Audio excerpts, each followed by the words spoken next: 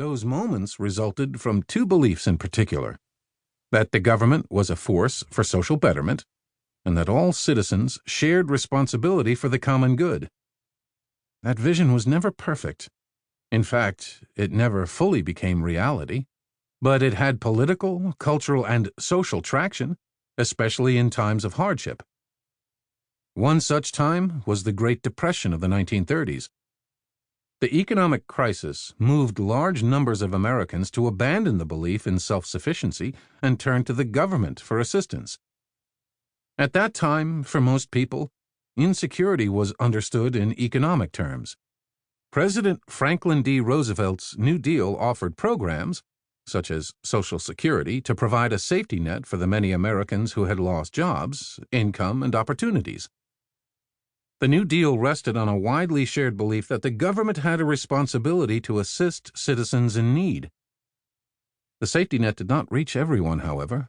African Americans who worked as household workers or sharecroppers were not included, for example, nor were many others who labored at the edges of the economy. Indeed, the vision of security that prevailed prior to World War II belonged largely to the white middle class. It rested on hierarchies of race and gender that many white Americans believed to be rooted in biology. The belief that people of color were inferior and that women were innately destined to be wives and mothers maintained social arrangements that upheld the power and authority of white men. Those boundaries of race and gender were enforced by both violence and law. Lynching and Jim Crow segregation were among the strategies that kept the racial hierarchy in place. Exclusionary practices and gender-based laws restricted opportunities for women and maintained their subordination. The social order that resulted from these discriminatory practices enforced oppression for some, while offering predictability and stability for others. Another pre-World War II source of security for mainstream Americans came from the belief that the nation was safe from attack from abroad. Although the United States had participated in wars, no international wars had been fought on American soil for more than a century, and Europe had taken the brunt of World War I. The oceans on either side of the country seemed to offer protection. Civilians did not imagine that war would threaten their safety. But that sense of security was shattered in December 1941 with the Japanese attack on Pearl Harbor, which brought the United States into World War II. War revived the economy, putting millions of Americans to work in the defense and other industries, and thereby ending the Depression. At the same time, the war unleashed a new definition of and new urgency about security. After the attack on Pearl Harbor, national security took on a different meaning, rooted in danger emanating from abroad. Security concerns became focused on protecting the nation from foreign enemies, as well as protecting individuals from threats to their physical safety.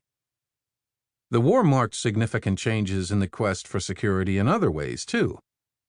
An uneasy peace arrived in 1945, when the United States dropped atomic bombs on 2 Japanese cities, ushering in the atomic age.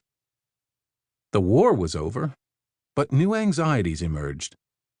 Post-war prosperity eased economic insecurities for many, but the Cold War raised new fears about personal safety, and especially about the threat of nuclear attack from abroad and communist subversion at home.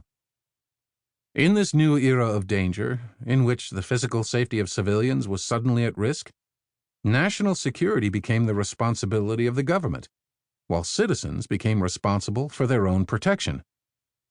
In the face of possible atomic attack, officials warned Americans that the government could not protect them. They had to protect themselves. By acknowledging that the government was powerless to provide safety in such a dangerous world, political leaders and civil defense authorities unwittingly sowed the seeds of dwindling faith in government, the police, and other public institutions. Cold War ideology promoted a fierce commitment to self-sufficiency and privatized protection. It wove together several strands of American political culture into a tough fabric, constructed to withstand the harsh post-war climate and protect the American way of life.